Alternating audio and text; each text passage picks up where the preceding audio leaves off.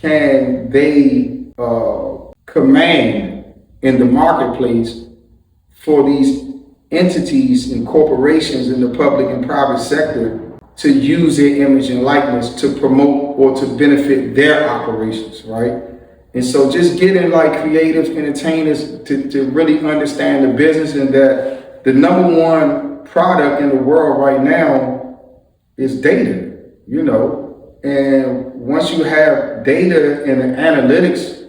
of your engagement and your audience, you know, by gender, by age, by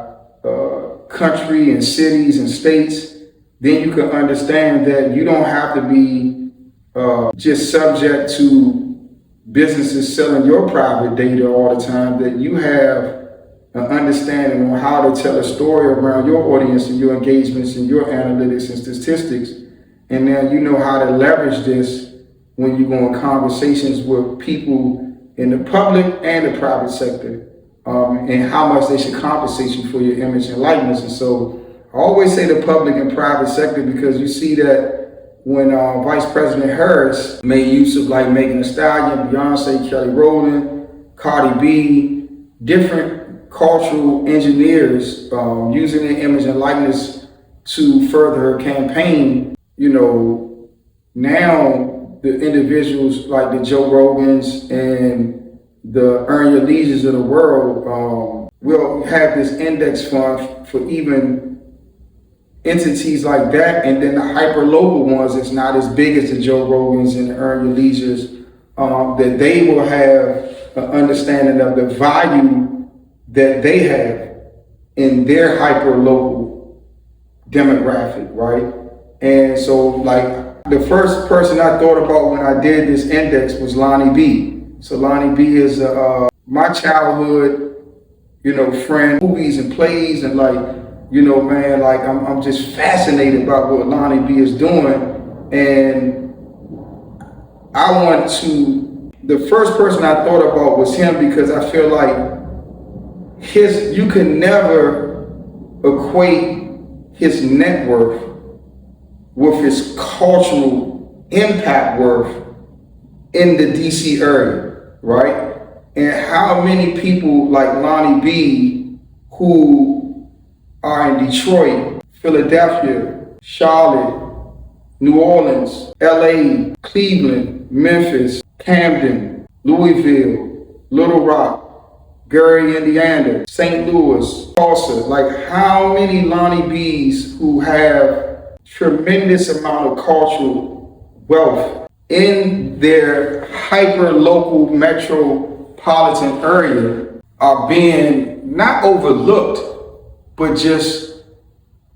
not really understanding the currency of the analytics, engagement, and the audience that they have, the data and the statistics, and how many people, how better would have Vice President Harris' campaign would have been in these swing states that she lost, had she would have, instead of looking to the mega stars who don't engage with audience daily in social, economic, political matters, who have global cultural influence in their music and their acting, but it is the Lonnie B's and the Antoine, I forgot his name, but he's out of Detroit. But how many Lonnie B's could have connected with their hyper-local audience in the metropolitan areas of Philadelphia, Pittsburgh, which could have swung Pennsylvania, DMV metro area, which DMV metropolitan area, you know, District of Columbia metropolitan area is Northern Virginia, Southern Maryland, DC, and West Virginia, right? Charlotte, Raleigh, Durham, North Carolina, swing state, Richmond, Norfolk, Portsmouth, Chesapeake, Virginia, swing state, Cleveland, Columbus, Cincinnati, swing state, Detroit, Lansing, Michigan, swing state. So that could have been utilized to attract to their hyper local, you know, followers, and could have impacted them to vote and get out to the polls in a way that could have reverse engineered what happened in 2024, versus putting millions of campaign dollars into the global stars of the world who don't engage with a hyper local audience every day on social, economic, political affairs, who don't have proximity to the demographic in their local areas, right? And so just like with Artonomics creating this index fund for the Lonnie B's of the world to see, the cultural value versus the net worth value of their creative output, and to be able to understand their data and their statistics and their index fund rating, the Artonomics index fund rating, and how to negotiate that in the public and the private sector, right? For public sector, local, state, federal elections. And so, because the creatives, the artisans, the designers, whether it's fashion, architecture, design, music, these are the ones who have the cultural influence. And the number one currency in the world today is attention. And so if you have an audience, I think people look at it like you need actual speed numbers or Castanet numbers or Christian Ronaldo numbers, or, you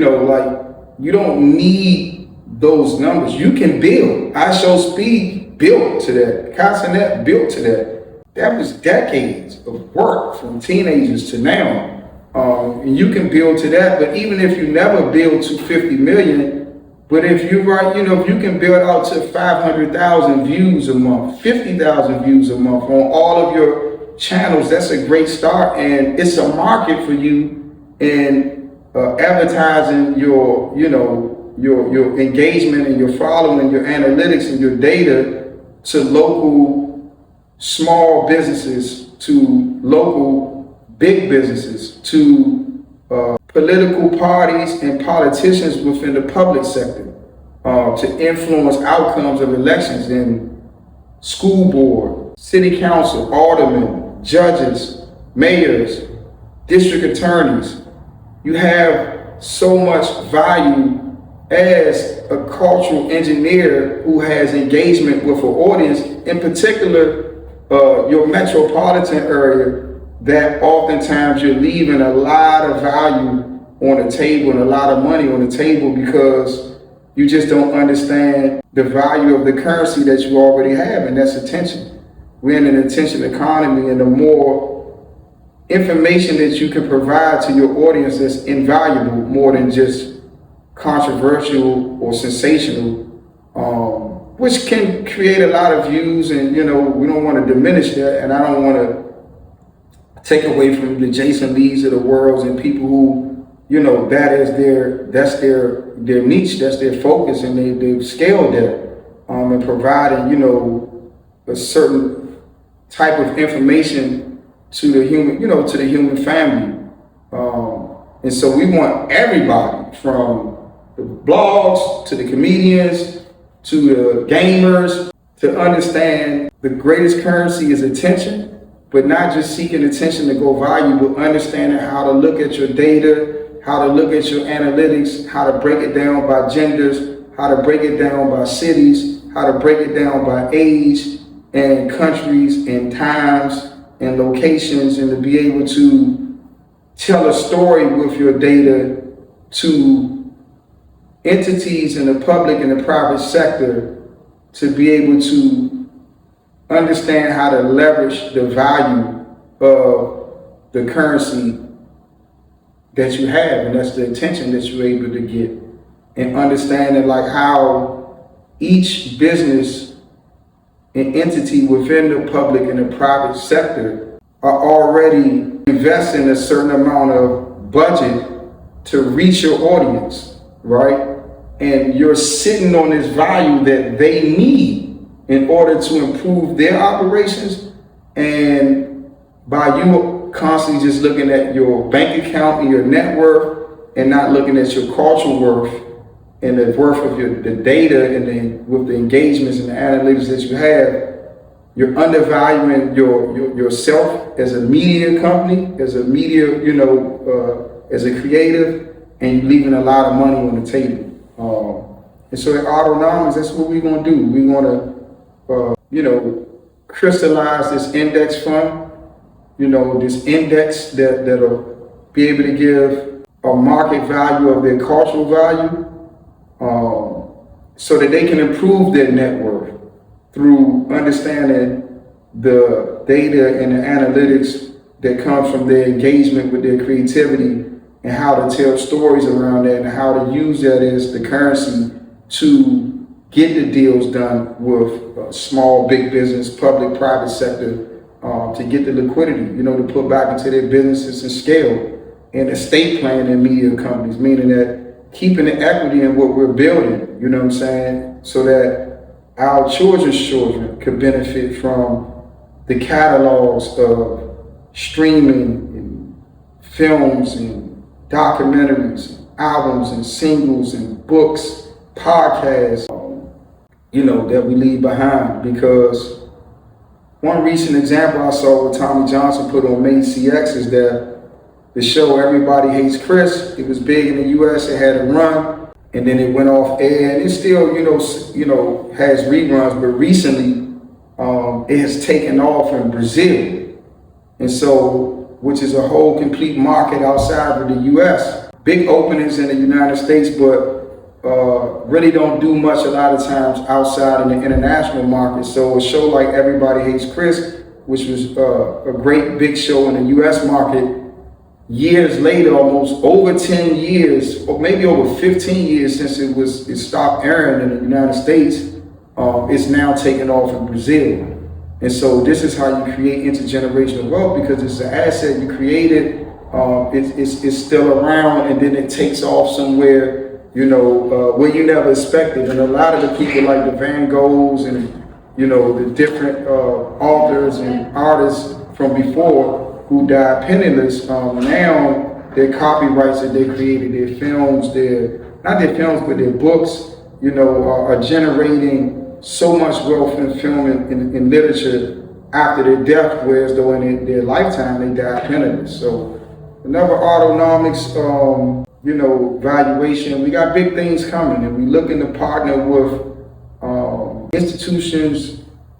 in the public and the private sector to do more workshops, more panel discussions, more licensing of our curriculum, and moving out the books that we have, so that organizations that are into creative economy, financial literacy, and entrepreneurship education, we can partner together to meet this end of making smart cool again, and understanding how the business of creativity works.